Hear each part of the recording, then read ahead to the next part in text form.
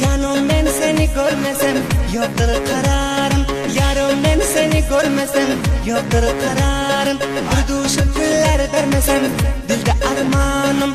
Duşa şıklar vermesem dilde armanım. Şigice oğrin barmasam çekiyorum zarım. Şirinlediğinden sormasam olmaz mı tarım. Oturup sohbet kurmasam sen bilen yarım. Canım ben seni görmesem yoktur kararım.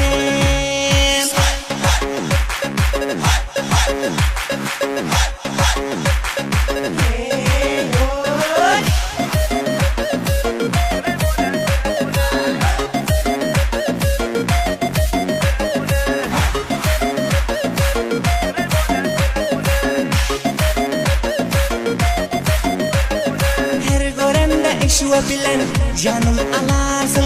Her görende işve bilen canım alarsın.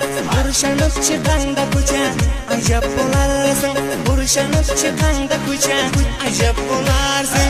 Yılgırıp gözlerin süzüp nazar salarsın. Geldiysen yanıma gelme bağrım dilersin.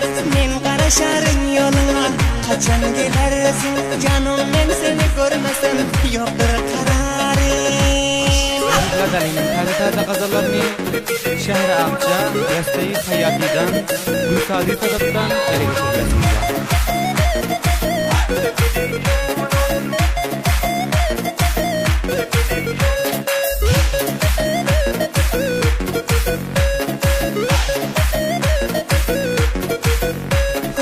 Açılan bağda güllerin solmasın yine. Açılan bağda güllerin solmasın yine.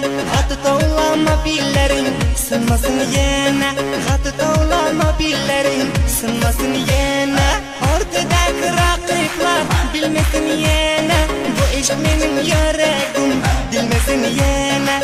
Duman edip menden dilim kalmasın yine. Canım ben seni görmesem yoktur kararım.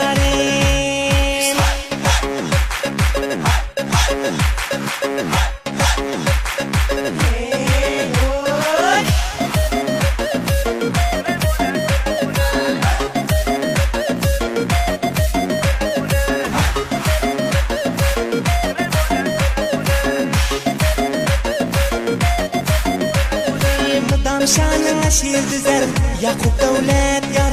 Mıdam şanına şiir düzer Yakup devlet yar. Yar meni eşkın derdine ettin greftar. Yar meni eşkın derdine ettin greftar. Munça yakıp yürüme meni ol didar didar. Süreli kim davranı bolup lalezar. Yaşlığından beri gülüm sana xaridar. Canım ben seni görmesem yoktur karar.